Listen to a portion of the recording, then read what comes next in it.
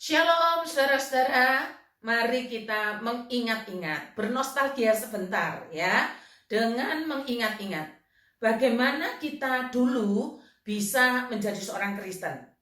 Bagaimana dulu kita bisa mengenal Tuhan Yesus. Coba saudara ingat-ingat, ini bagi jemaat yang sudah pemuda, sudah dewasa, bahkan menjadi orang tua. Coba diingat-ingat. Kalau perlu, saudara ceritakan kepada anak-anak saudara yang bersaat teduh bersama-sama. Ceritakan kepada cucu saudara bagaimana saudara bisa menjadi seorang Kristen yang sungguh-sungguh. Saya sendiri bukan lahir dari keluarga Kristen. Saya tahu soal Tuhan Yesus itu karena saya bersekolah di sekolah Kristen. Guru-guru yang mengajar di sekolah Kristen itu sebagian besar juga guru sekolah minggu saya yang sangat bersemangat menceritakan tentang Tuhan Yesus, menyampaikan berita Injil. Ya saudara, berita Injil itu adalah tentang Tuhan Yesus. Pusat Injil itu adalah Tuhan Yesus. Dari nubuatannya, dari kelahirannya, penderitaannya, sampai kematiannya, bahkan kebangkitannya dan naik ke sorga. Itu yang dinamakan berita Injil. Semua selalu terhubung dan tentang Tuhan Yesus Kristus. Menjadi seorang Kristen harus paham tentang Tuhannya, tentang nubuatannya, tentang kelahirannya, tentang penderitaannya sampai kematiannya, dan juga tentang kebangkitannya sampai ia naik ke sorga. Sebab semua itu terhubung langsung dengan diri kita, saudara, dan berhubungan juga dengan gereja atau persekutuan orang-orang kudus. Sebelum kita melanjutkan saat teduh kita hari ini, mari kita mendengarkan sabda Allah dari Roma 1 ayat 1 sampai 7. Demikian sabdanya. Roma pasal 1 ayat 1 sampai 7. Dari Paulus, hamba Kristus Yesus, yang dipanggil menjadi rasul dan dikuduskan untuk memberitakan Injil Allah. Injil itu telah dijanjikannya sebelumnya dengan perantaraan nabi-nabinya dalam kitab-kitab suci. Tentang anaknya yang menurut daging diperanatkan dari keturunan Daud, dan menurut roh kekudusan dinyatakan oleh kebangkitannya dari antara orang mati, bahwa ia adalah anak Allah yang berkuasa, Yesus Kristus Tuhan kita. Dengan perantaraannya kami menerima kasih karunia dan jabatan rasul untuk menuntun semua bangsa, supaya mereka percaya dan taat kepada namanya. Kamu juga termasuk di antara mereka, kamu yang telah dipanggil menjadi milik Kristus. Kepada kamu sekalian yang tinggal di Roma, yang dikasihi Allah, yang dipanggil dan dijadikan orang-orang kudus, kasih karunia menyertai kamu, dan damai sejahtera dari Allah, Bapa kita, dan dari Tuhan Yesus Kristus. Menjadi seorang Kristen sama artinya menjadi milik Kristus. Menjadi milik Kristus bukan dalam keadaan mati atau keadaan setengah mati. Bukan, saudara. Tetapi menjadi milik Kristus itu dalam keadaan hidup. Semasa masih hidup. Dan karena Tuhan Yesuslah, kita semua yang menjadi milik Kristus menjadi korban hidup. Atau disebut persembahan yang hidup. Orang yang membawa persembahan itu adalah orang menjadi milik Kristus. Bandingkan dengan apa yang dikisahkan dalam Perjanjian Lama. Orang membawa korban persembahan, pada waktu itu binatang, dalam keadaan mati. Kita menjadi korban persembahan dalam keadaan hidup. Bukan setengah mati, bukan dalam keadaan mati. Kita menjadi milik Kristus dalam keadaan hidup. Menjadi milik Kristus itu sama dengan mempersembahkan diri dalam keadaan hidup.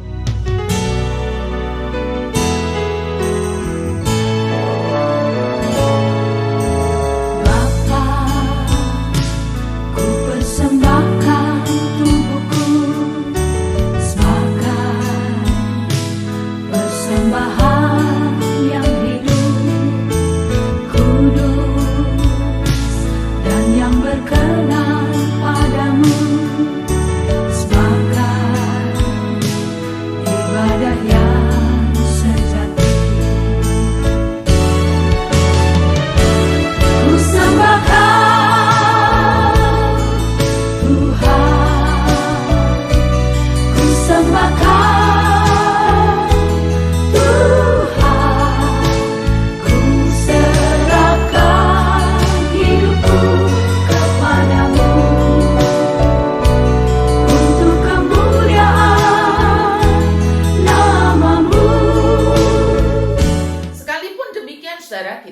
mengetahui bahwa setelah kita menjadi milik Kristus yang hidup, maka kita harus sampai pada tujuan yang Kristus tetapkan selama kita hidup itu.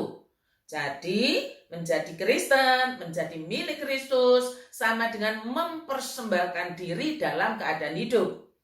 Dan setelah kita mempersembahkan diri dalam keadaan hidup, kita berjalan menuju tujuan Allah. Apakah itu? Supaya kita percaya dan taat kepada namanya. Sekali lagi ya saudara, setelah kita mempersembahkan diri kita, bukan terus nganggur, bukan. Kita harus berjalan menuju tujuan Allah. Apa? Yaitu supaya kita percaya dan taat kepada namanya. Apa artinya? Apa artinya percaya dan taat kepada namanya? Artinya percaya dan taat nama Yesus Kristus. Satu-satunya yang percaya dan taat nama Yesus Kristus. Kalau kita percaya dan taat kepada Yesus Kristus, sama dengan menaati Allah. Selama hidup menjadi milik Kristus, harus menaati Allah. Ingatlah ajaran ini. Siapa yang percaya, ia akan taat kepada Allah dan firman-Nya. Siapa yang tidak taat, maka sebenarnya ia tidak percaya, sebab bukan milik Kristus. Apakah ada orang yang mengaku milik Kristus, yang mengaku telah mempersembahkan diri kepada Kristus, lalu dalam hidupnya tidak percaya dan tidak taat akan nama Yesus?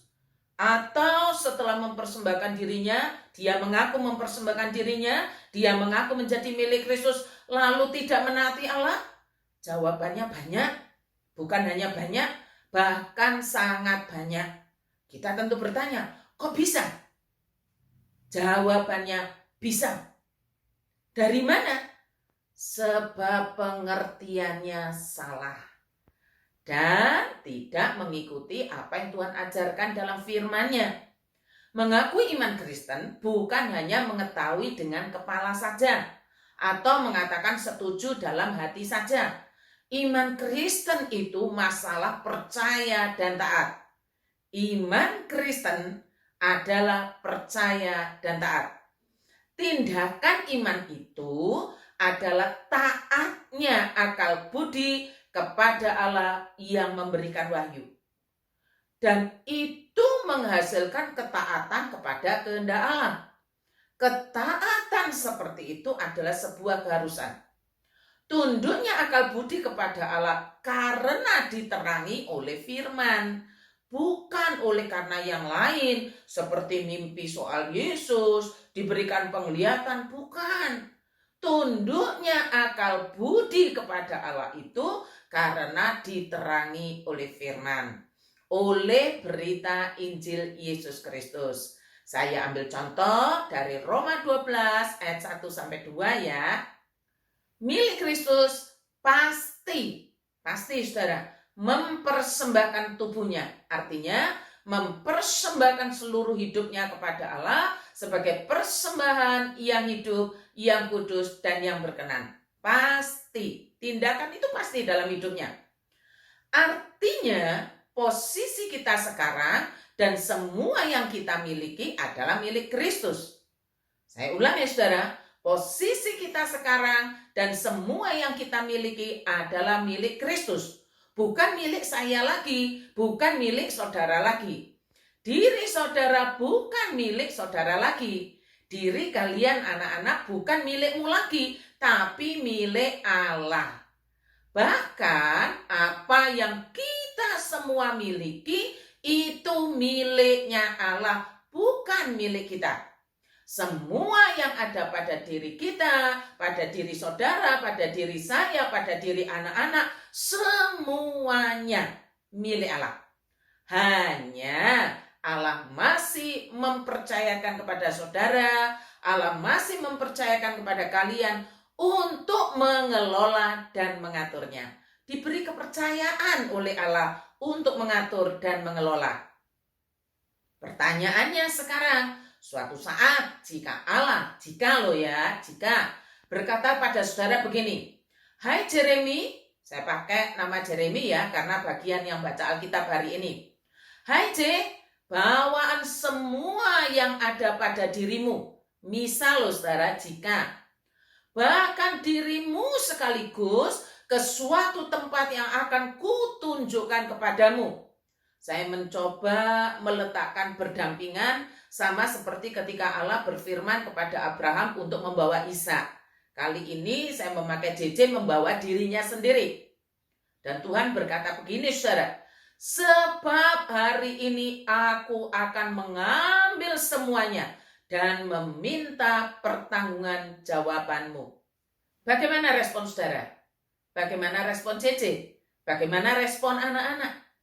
Tuhan perintahkan untuk membawa miliknya. Bukan milik kita loh ya. Siapa milik Allah? Kita ini yang sudah kita persembahkan. Bahkan seluruh yang kita miliki. Tuhan mau ambil semuanya. Dan Tuhan mau minta pertanggungan jawab kepada kita.